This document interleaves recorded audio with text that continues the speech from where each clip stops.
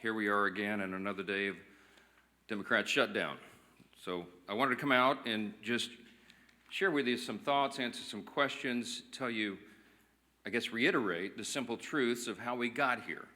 Those truths have been obscured just a bit because the Democrats are in a relentless effort to spin the facts, but it's always good when the facts and the evidence are on your side. And I don't want you to listen to the arguments of politicians. If you're watching at home, I want you to look at the real facts. And I'm going to try to here in a very abbreviated summary manner to present those to you. And the facts are very clear. Okay, so the first fact is by way of reminder, how did we get here? Why is Washington tied into a knot right now? Well, I became Speaker almost 2 years ago, and I was frustrated, as most rank-and-file members of Congress are, frustrated about how Congress really doesn't work that well for the American people. That's why people are frustrated about it. We don't spend money responsibly here. We haven't for many years. And the reason for that is because typically, for the annual funding of the government, it's done in a back room. Literally, there's a deal made by the top 4 leaders in Congress, and that's hoisted upon the members, usually at the end of the year, right before a holiday, in an omnibus spending bill. Sometimes the bills are thousands of pages long, and it's always said that few members have fully read it or understood it. That's largely true because they weren't involved in the process.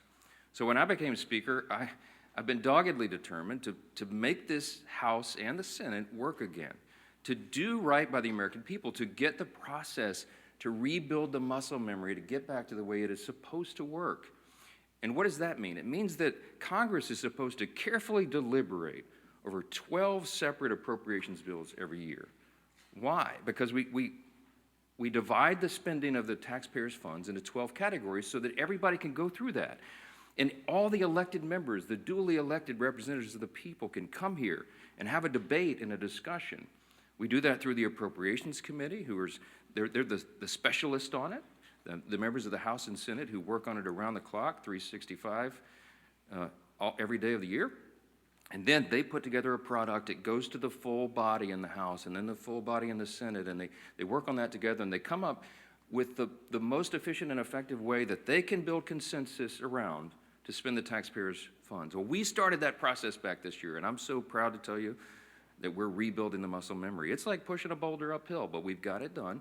And we worked 12 separate appropriations bills through the House Appropriations Committee. I mean, they worked hard in a bipartisan fashion, Republicans and Democrats. They worked on it steadily. We got 3 of those bills on the floor. We debated them on the floor. We passed them on the House floor. And we sent that over to the Senate. Meanwhile, the Senate passed 3 of their own bills off the floor. That hasn't happened around here in many years. And all of that process that I just described takes a lot of time and a lot of work and energy and effort. And our appropriators, while they were working in good faith, they ran out of time. Why? Because the end of the fiscal year is September 30th, not December 31. And so the clock was just running out. So what we did, because Republicans are in charge of both houses right now, is the responsible thing. Leader Thune in the Senate and I in the House, we sat down with our appropriators and we said, let's come up with a simple stopgap measure to keep the lights on and keep the government open so that appropriators can finish this very healthy process for the people they represent. And so we put together a very simple, clean, continuing resolution. Why do we say it's clean? Because there's nothing to it. It's 24 pages. It's the bare minimum. It just says, keep the status quo, which, by the way, for all my Democrat friends, is the Biden-era policies and spending that we haven't been able to fix yet. We're in the process of getting appropriations done to repair all that, but we needed more time to do it. So in a bipartisan fashion, Democrats and Republicans got together and said, you know what? Fine, let's extend this until November 21st. The Democrats in the House agreed to that. That was the date. We put that bill on the floor. We passed it out of the House in bipartisan fashion. And we sent it over to the Senate. Well, now we expected, I thought, that Chuck Schumer would do what he's always done. The man has served in Congress 3/4 of my life, I think. And he has given impassioned speeches over the year, most recently in March of this year, that you have to fund continuing resolutions. You can't shut the government down because it's irresponsible and painful for the American people. He was right in March. He is not right today, which leads me to fact number 2. Fact number 1 was how we got here. Fact number 2 is why are we in this mess? Why did Chuck Schumer change his tune And why is he now saying exactly the opposite of what he said 6 months ago? A picture's worth 10,000 words, okay? This is a copy of the Washington Examiner. Zoom in on that, all right? If you can't see this at home, I just had this on my desk on a big stack, and I found it. This is published March of 2025, March 26 exactly. It's a picture of Chuck Schumer looking very upset, very angry, walking out with a box, and all the House Democrats depicted their character, saying that he's an enemy of democracy. Why is he an enemy of democracy? Because the far left base in the Democrat Party has turned on Chuck Schumer because he did the responsible thing, get the lights on. Why? Because they want him to show a fight against President Trump. So Schumer doesn't want to be in this situation again. So he said, my gosh, he got his staff together and he got the far left wing of the party. He said, what do you want? What do you want me to fight on? So they created a red herring. A red herring is a distraction. They decided that they would pick a fight on health care. Well, let me look right into the camera and tell you very clearly. Republicans are the ones concerned about health care. Republicans are the party working around the clock every day to fix health care. This is not talking points for us. We've done it. A big part of the One Big Beautiful Bill, the Working Families Tax Cut, was to fix health care. Health care is broken in America. It's too expensive. The quality of care needs to rise. We need more access for more people, and we have lots of ideas to do that. But that issue is for debate in the next 3 months. It always was. We have members working on that. The tax credit, the subsidy you've heard about that expires December 31st, there's a lot of thoughtful debate and discussion that has already been going on about that and will go on about that. But that's a December 31 issue. So Chuck Schumer is scrambling. He has to have an issue. None of their policies are very popular, so they decided to lob onto health care. And he decided to claim to all of you that is the issue with government funding. It is not. Those are two totally separate things. The clean continuing resolution would simply keep the lights on so that the members in the House and Senate can have those debates on health care. We were always planning, and we have lots of ideas on the table on how to fix it, but we don't yet have consensus on it because it's very complicated. We have time to do it. The month of October is a critically important time for us to get the House and Senate working on that very issue. But they're delaying it because they needed a red herring. So in his desperation, we get to fact number 3. In his desperation, they decided to create the red herring. They decided to claim that this is all about health care, which the September funding issue never was. That's a December policy issue. He tried to create it as a September funding issue. And in his desperation, they hastily filed an outrageous counter proposal. It is a wild wish list of big government liberal nonsense that we can't do. Their priorities that they crammed into this. Now remember, a simple 7-week stopgap funding measure, the CR, that we passed out of the House in bipartisan fashion was sent over. And Chuck Schumer filed a counter proposal. Now this is his words, not mine. These are not Republican talking points. These are the facts. 2 exhibits real quick, as I've shown you before. This is page 57, an excerpt of his bill, section 2141, where you see that right there that they want to repeal the health subtitle of the Big Beautiful Bill. The One Big Beautiful Bill, the Republicans got signed into law July 4th.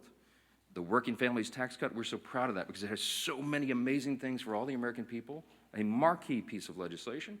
But among the most important were the reforms that we did to health care. Why? Because Medicaid, for example, is broken. Medicaid doesn't work well. It's underfunded and it was full of fraud, waste, and abuse.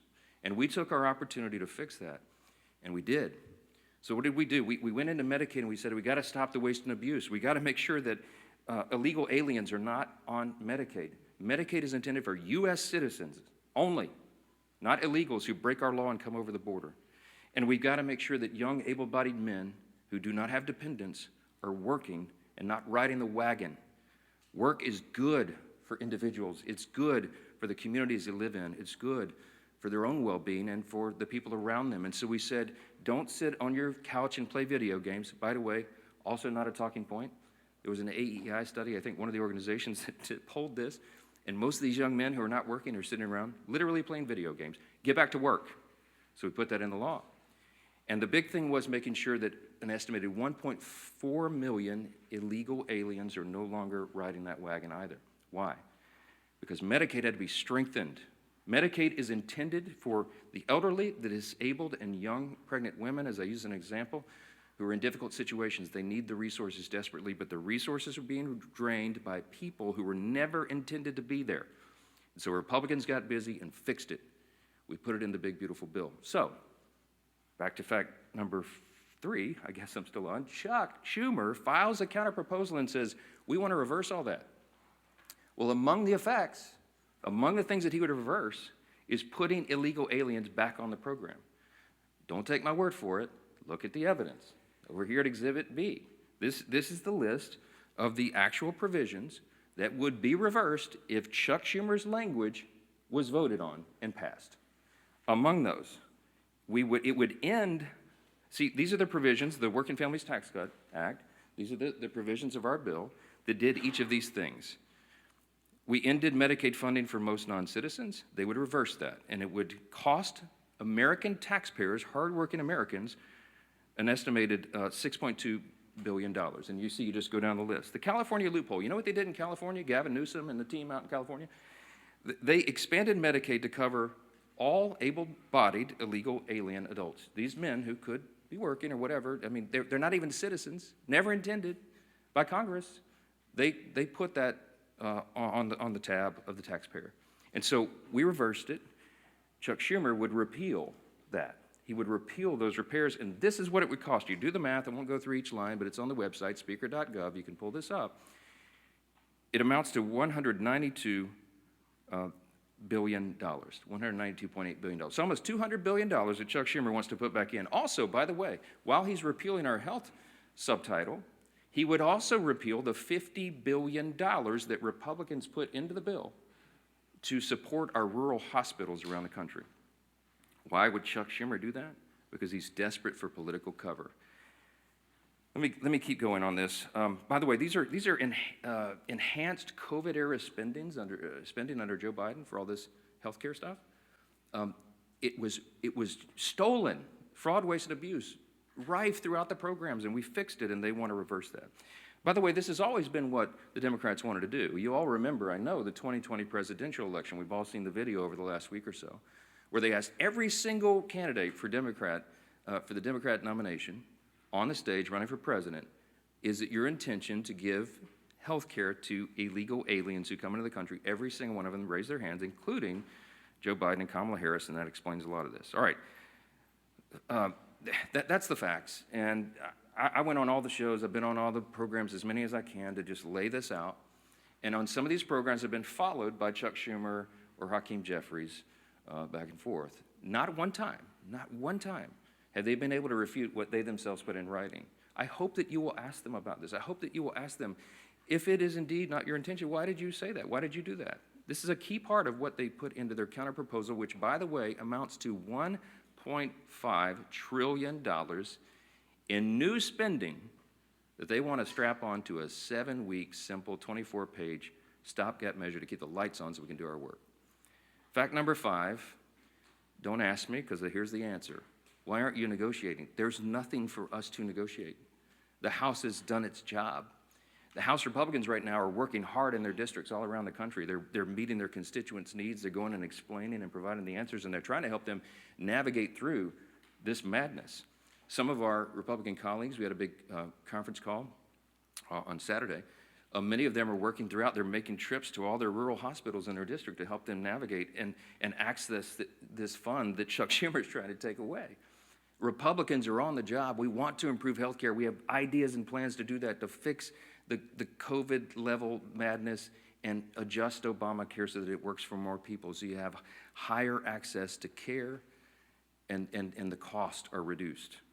And so they're doing that right now, but there's nothing for us to negotiate or to debate right now, because the House already did that. The House did its job. We passed our bill. We did the job to keep the government open, and now it's on the Senate Democrats. And that's the final fact, and I'll take your questions. Fact number 6, hold on, wait. It's just a tease. The ball, I have to finish my case. Here's my closing argument, okay? The ball is in the court of the Senate Democrats.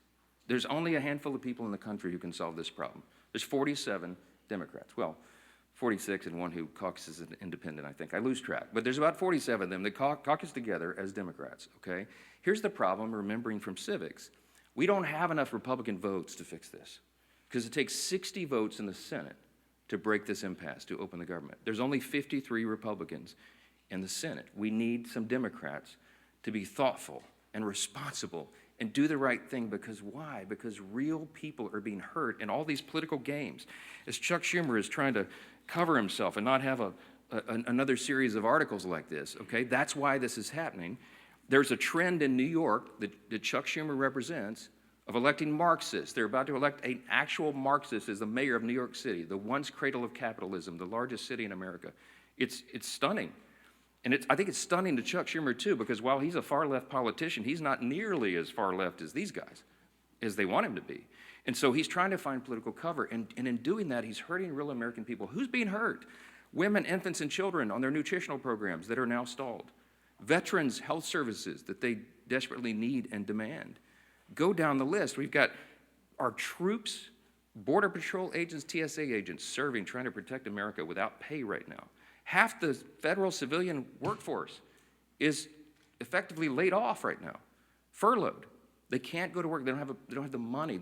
Chuck Schumer, for political cover, decided to turn off the funds, and real people are getting hurt. FEMA services. I keep saying this because I live in a hurricane state. We're in the middle of hurricane season, and flood insurance policies cannot be renewed or purchased right now because Chuck Schumer's playing political games. This is real pain for real people. I can go on.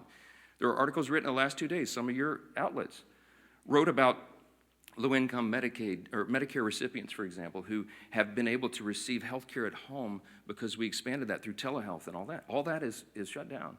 Yet people with autoimmune deficiencies who are also disabled, they cannot go visit the doctor's office. So thankfully, mercifully, they've been able to be treated at home. But all that just stopped. So people are canceling their health appointments with their physicians that is vitally important for them to stay alive, because Democrats over here are playing games. We have one plea and one plea alone.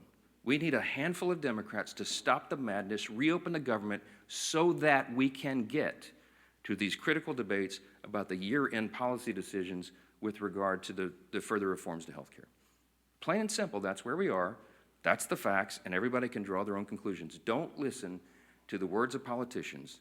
Look at the actual evidence and the facts, and I think the case is very clear. Yes, sir, because you're standing up. Go ahead. Jeffrey just challenged you to debate on the House floor today. Do you see yourself debating him, or would you be when the poll says that about 13% of the people approve of your messaging, then you make desperate pleas for attention, and that's what Hakeem Jeffries has done. Look, my friend Hakeem had his shot. We debated all this on the House floor, as you know, before we passed our bill. He spoke for 7 or 8 minutes. He had all of his colleagues lined up. They gave it their best shot, and they argued, and they stomped their feet and screamed at us and all that.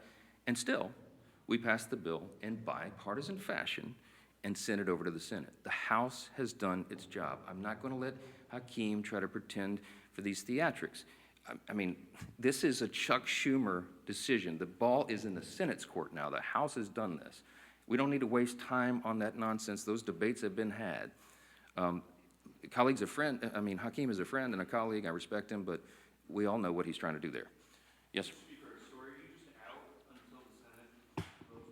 I'm anxious to get my folks back. And look, I want to bring the House back into session and get back to work, but we can't do it till they turn the lights back on. We need Chuck Schumer to reopen the government, and as soon as he does that, we'll bring everybody back here. Yes, back row. Yes, sir. Why not call the House back into session? Because with respect to what you said at the start about the importance of passing funding bills, there are still 9 funding bills to pass in the House. Yeah, well, we've passed them through the House committee. They're out of committee, and we'll get them on the floor. And the appropriators have been working, and they are working as we speak, on trying to figure out which packages of bills we can move to the floor next. And there's some really good discussion that's been had. I myself have spoken to Democrat appropriators on the other side about these things and our commitments to move that and do it. I'll tell you, this is not some sort of confidential thing. I had I think a fruitful discussion with Senator Patty Murray about 2 days ago, a day or so ago. And I told her it is my full intention that if we break this impasse and we put these bills together, we have 3 of them in conference committee right now. Whatever the conference committee comes up with, I will put on the floor. I'm ready to go. But we've got to open government up so that they can move to that next level, so that conference committee can get that work done. That is small d democracy at its best. You get R's and D's, everybody in the room, and they hash it out, and whatever that final product is, we will move through the process. So we need to reopen government to do that. Yes, sir. Mr. Speaker, I know your intention is that the state subsidies don't end until the end of this calendar year. Do you disagree with the Democrats' position that these insurance companies are setting their premium rates now and that people are going to have to make open enrollment decisions in the very near future? Yeah, some, yeah. Have this discussion now? Yeah, they've been saying that some of the insurance companies will be sending out notices in early November. The last time I checked, it's October 6th. We have the entire month of October. We'll stay here around the clock to work through all these things, but we have to get government open again to do it. They're trying to obscure the issue. We are talking about a simple funding measure that the Democrats themselves have voted on over and over and over. Chuck Schumer, they voted on it 13 times during the Biden administration. This is the exact same thing that was on the floor in March when Chuck Schumer, I should have brought his video and let him give you the speech of why it was so important to pass it. Nothing has changed except the politics. So that's a political issue that they're trying to make out of it. Yes, ma'am. Mr. Johnson, thank you. You mentioned that there is no negotiation to be had, but you also acknowledge that funding the government has to be bipartisan. So is the only way out of this for Democrats to completely drop their demands? Is there anything that Republicans are willing to give? And have there been any conversations? It doesn't even seem like the two sides are talking. I'm so glad you asked the question. Why aren't you dropping all of your demands so that it makes it more palatable for Democrats to join you? I didn't put any on the CR. Leader Thune and I have tried to explain this a few times. There's nothing for us to negotiate. I cannot go to the CR and go, you know what, Democrats, you're right. Let me take out these 3 Republican priorities. I didn't add a single Republican policy or priority or preference to the CR. It is 100% totally clean. It is an exact status quo replica of what we're doing right now, which again is Biden-era policies and spending levels, to our great chagrin, but in good faith. I presented that because I didn't want to play games. We are responsible. We're not going to shut the government down for people who desperately need these services and all these things that I've said are stalled. And so we didn't, no gimmicks, no tricks. There's nothing that Leader Thune and I can go to Chuck Schumer and say, you know what, okay, we'll pull this off. Would that make it better? No, I don't have anything to give. I didn't put any of our priorities on the spending measure because, again, all we're trying to do in good faith is get 7 more weeks to finish that appropriations process that we've been all so excited about. Jake. Who will, if you're not able to extend these subsidies, which is a possibility, it seems, who will own the political impact from that if health insurance does go up 200%? That's putting the cart like a mile in front of the horse. I believe that the subsidy issue, that's the December 31 issue, is a complicated one. It hasn't worked well. It's filled with abuse. We have a lot of ideas on how to improve upon that if indeed it goes forward. And I mentioned yesterday, there's 535 members when you count House and Senate, and there's probably 400 different ideas on how to fix that. But we need the next couple of weeks to have those vigorous, deliberate debates, which is how the process is supposed to work. So I'm not going to forecast how that comes out, and neither could any of you, because those debates haven't been held yet. And that's kind of the irony, because Chuck Schumer is saying something that he knows isn't true. He's saying, oh, you guys snap your fingers. You and Leader Thune go in the back room and tell us how that's going to be resolved today so we can reopen the government.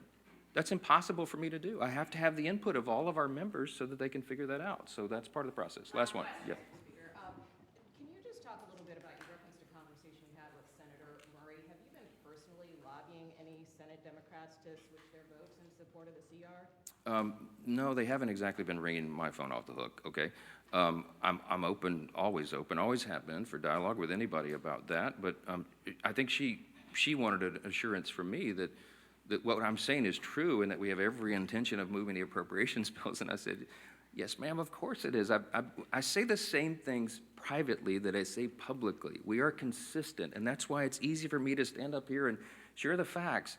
When the simple truth is on your side, you have nothing to hide from. I'm just presenting this to the American people. This is the fourth time we've done that. I hate to drag you all out and go through all the details, but I've got to put on the case over and over because repetition apparently is the key to this. People are starting to recognize this is not a Republican shutdown. It is a Schumer Democrat shutdown. Again, why? Because they needed political cover. It's shameless. It is sad. Real people are hurting, and it needs to end. They'll have another opportunity this evening, and I sure pray, and I hope you all will, that a handful of additional common sense people on the Democrat side will change their votes, reopen the government, so we can get back to all these issues as we desperately want to do. Thank you all so much for being here.